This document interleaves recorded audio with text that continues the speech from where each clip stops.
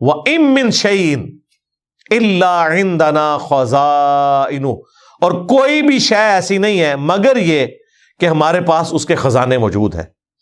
وَمَا نُنَزِّلُهُ إِلَّا بِقَدَرٍ مَّعْلُومٍ، اور ہم نہیں اتارتے ان خزانوں کو مگر ایک اندازے کے مطابق. یعنی اللہ تعالیٰ کہہ رہے ہیں ہم یہ خزانے اتار رہے ہیں.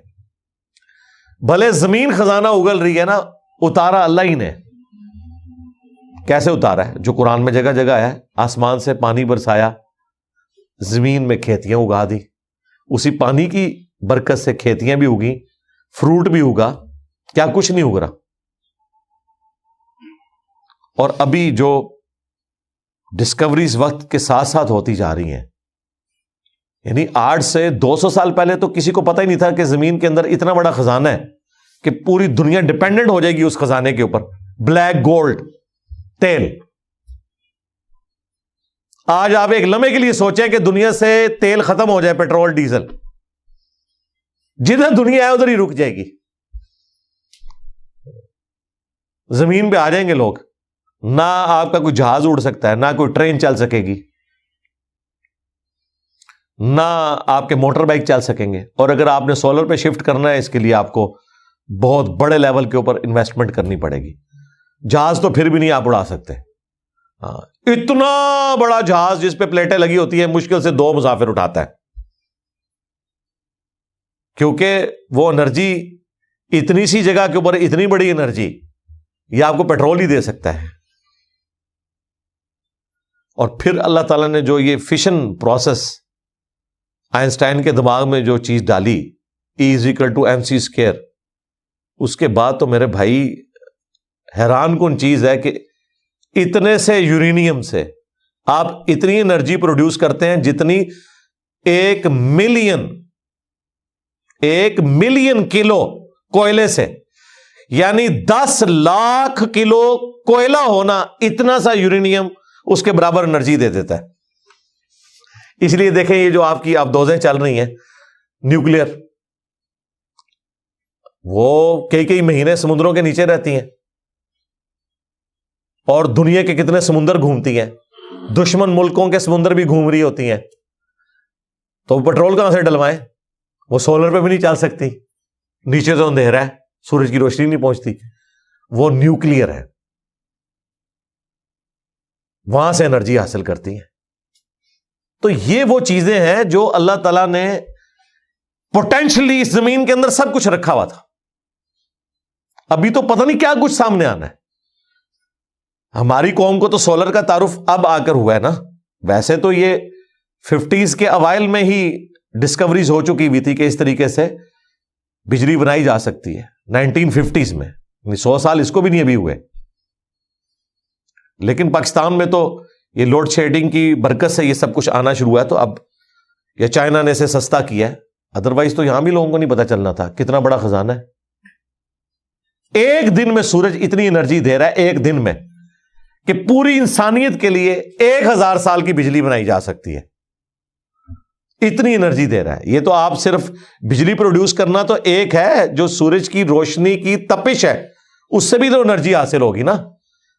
یہ ہماری سولر پلیٹس سورج کی تپش کی وجہ سے نہیں بناتی انرجی، سورج کی روشنی کی وجہ سے بناتی ہیں. یعنی اس کے اندر جو ہیٹ ہے نا اس کو نہیں یوز کرتی، روشنی کو یوز کرتی ہیں. یہ ٹھنڈی روشنی بھی ہو تو انہوں نے بنانا ہے. چاندنی راتوں میں آپ دیکھیں نا، جب چاند روشن ہوتا ہے وہ تو کوئی تپش نہیں دے رہا، اس وقت بھی سولر پلیٹس کچھ نہ کچھ انرجی بنا رہی ہوتی ہیں. روشنی کی وجہ سے ہوتا ہے، یہ تپش کی وجہ سے نہیں. تپش کی وجہ سے وہ ہیں جو آپ نے چولہے بنا لیے ہیں سولر کے، جو ایک جگہ پہ انرجی کو مرکوز کرتے ہیں اور آپ چیزوں کو ابال بھی سکتے ہیں مررز کے ذریعے، کنویکس لینس کے ذریعے. جو بچپن میں ہم بھی کبھی کوئی دادی ماں کی جو وہ نزدیک کی نظر والی جو اینک ہے اس کے ذریعے آپ سورج میں کریں اور نیچے رکھیں کاغذ، وہ اس پہ آگ لگا دیتا ہے تھوڑی دیر بعد. ہاں، مہذب کنویکس لینس اسے کہتے ہیں انگلش میں اور اردو میں مہذب عدسہ. تو وہ ہیٹ سے کر رہا ہوتا ہے، ایک جگہ اسے مرکوز کر دیتا ہے. آج کل اس قسم کے جو سولر گیزر ہیں وہ بھی آئے ہوئے ہیں. وہ سولر پلیٹوں والے گیزر نہیں ہے, وہ سورج کی تپش کو کنورٹ کرتے ہیں اس اعتبار سے کہ پانی آپ کا اتنا گرم کر دیتے ہیں کہ نہانے کے قابل ہو جاتا ہے. تو یہ وہ چیزیں جو اب سامنے آ رہی ہیں. ابھی تو سمندروں سے ابھی اس وقت جو لیٹسٹ کام ہو رہا ہے نا, وہ سمندر کی انرجی کے اوپر ہو رہا ہے کہ جو اس کے اندر ویوز آ رہی ہیں نا, ان کو کسی طریقے سے کنورٹ کیا جائے میکینیکل انرجی کے اندر اور پھر بجلی بنائی جائے. کتنی طاقت ہے ان ویوز کے اندر. تنکوں کی طرح اتنے ہزاروں ٹن بلکہ لاکھوں ٹن وزنی جو بحری جہاز ہیں, تنکوں کی طرح اٹھا کے پرے پھینکتے ہیں. سونامی کی جو لہریں آتی ہیں, اور سمندر میں تو ہر وقت لہریں چلتی ہیں, ہوائیں بھی چلتی ہیں, لیکن وہاں پہ فاؤنڈیشن کا اتنا خرچہ ہوتا ہے کہ ونڈ مل لگانے کے لیے آپ کو خرچہ بہت زیادہ کرنا پڑ جاتا ہے. تو وہ کہہ رہے ہیں ویوز کو ہم اس طریقے سے ٹرانسفر کریں, اور اس کے اوپر بڑا کام ہو رہا ہے, لیکن ابھی تک وہ اتنا مہنگا پڑ رہا ہے کہ وہ انرجی بڑی تھوڑی ہی حاصل ہو رہی ہے. لیکن وہ لگے ہوئے ہیں, ایک نہ ایک دن انشاءاللہ یا اجمیر شریف والے یا بغداد شریف والوں نے کامیاب ہو ہی جانا ہے, اور کوئی نہ کوئی ایسی بنا لینی ہے, اور پھر انرجی کا ایک اور سورس انسانیت کے پاس آ جائے گا. اللہ تعالیٰ نے قیامت تک کے لیے اس زمین کے اندر وہ سارا پوٹینشلی نظام رکھ دیا ہے کہ جو انسانیت کے لیے, یہاں مخلوقات کے لیے ضروری ہے. تو وہ اللہ تعالیٰ فرما رہا ہے کہ ہم نازل فرماتے ہیں ایک اندازے کے مطابق, جو ہم فیصلہ کرتے ہیں کہ ابھی اتنی ضرورت ہے. پہلے اللہ نے فیصلہ کیا ہے کہ نہیں تیل دریافت کروانا. یہ کوئی ٹیکنالوجی کی برکت سے تو تیل دریافت نہیں ہوا تھا کہ انسان نے ایسی ٹیکنالوجی بنا لی کہ وہ نیچے چلے گئے اور جا کے تیل دیکھا. بائی چانس پینسلوینیا میں 1853 میں پہاڑوں سے گزرتے ہوئے کرنل ایڈمن جو تھے امریکہ کے, ایک اتنی بڑی مٹھی داڑھی ماشاءاللہ ان کی ہے, کرسچن تھے, وہ ایسی جگہ سے گزرے کہ وہاں پر وہ تیل کا لیول ایسا تھا کہ وہ زمین کے لیول سے تیل اگل رہی تھی زمین, ورنہ تو تیل کا کنواں کم از کم 1 کلومیٹر نیچے ہوتا ہے.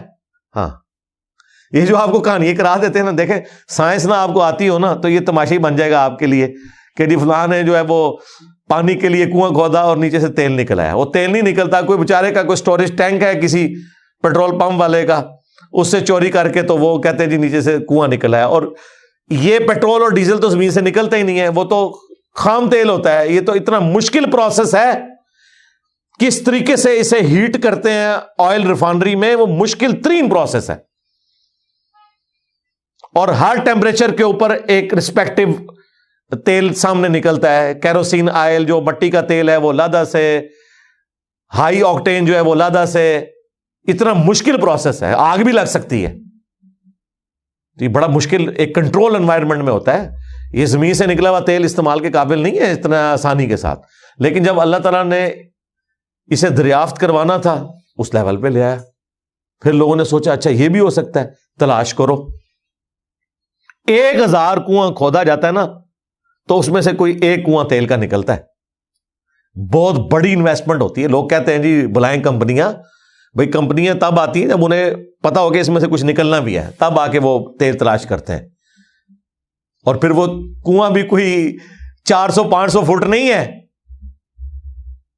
کم از کم 4000 فٹ نیچے جانا ہے, تو تب چانسز ہیں. اور 4,000 کے اگر آپ کو 1000 کنویں کھودنے پڑ جائیں تو آپ کیا سمجھتے ہیں, مٹی ہے, چٹانیں ہیں, پھر پانی آتا ہے, پھر پانی بھی سارا ختم ہو جاتا ہے, پھر اگلی چٹانیں شروع ہوتی ہیں, پھر کیا کچھ نہیں ہوتا, پھر جا کے وہ سب کچھ نکلتا ہے. تب جا کے یہ سب کچھ انسانیت کو ملا ہے. ابھی پتہ نہیں کیا کچھ رکھا ہوا ہے. تو اللہ تعالیٰ فرماتا ہے ہم اندازے کے مطابق, اب اللہ نے دیکھا کہ ٹھیک ہے ابھی ضرورت ہے, آبادی بڑھ رہی ہے, یہ اور کرو. بیماریاں آئی ہیں, ان کے علاج آنا شروع ہو گئے, اور انسانیت کو اللہ تعالیٰ نے ترقی کروائی. کہاں سے کہاں ترقی پہنچ گئی. آج دنیا میں آپ کو ساری سائنس کی برکت سے جو ترقی نظر آ رہی ہے, انسان کو اللہ تعالیٰ نے سکھائی ہیں یہ چیزیں. تو تب ہم اس قابل ہیں کہ آج ہم زندگی کو انجوائے کر رہے ہیں. آج سے پہلے زندگی انجوائے کرنے کے قابل نہیں تھی. آج آپ ایک لمحے کے لیے یہ سائنس کی جو برکات ان کو نکالیں نا, سب سے پہلے تو وائی فائی اپنا ختم کریں, انٹرنیٹ ختم کریں, بجلی ختم کریں. آپ کہیں گے اس سے پہلے کہ یہ سب کچھ ختم ہو, ہمیں موت ہی آ جائے, زندگی رہنے کے قابل ہی نہیں. سب کچھ نہیں, آپ کے بیڈ ختم, آپ کے قالین ختم, آپ کے پنکھے ختم, آپ کی لائٹنگ ختم, آپ کا لینٹر ختم, جو لوہے کی پوری سٹرکچر ہے, یہ پورا جو لینٹر ڈالا ہوا ہے آپ کی, یہ ساری کی ساری کچھ بھی نہیں, آپ جا کے پتے پہن کے آپ رہیں. یہ سب کچھ اللہ تعالیٰ نے ترقی کروائی ہے. اس کا پازیٹیو یوز بھی ہے اور نیگیٹو بھی ہے, تو پازیٹیو یوز کریں. اللہ تعالیٰ ایک اندازے کے مطابق ان چیزوں کو نازل فرماتا ہے.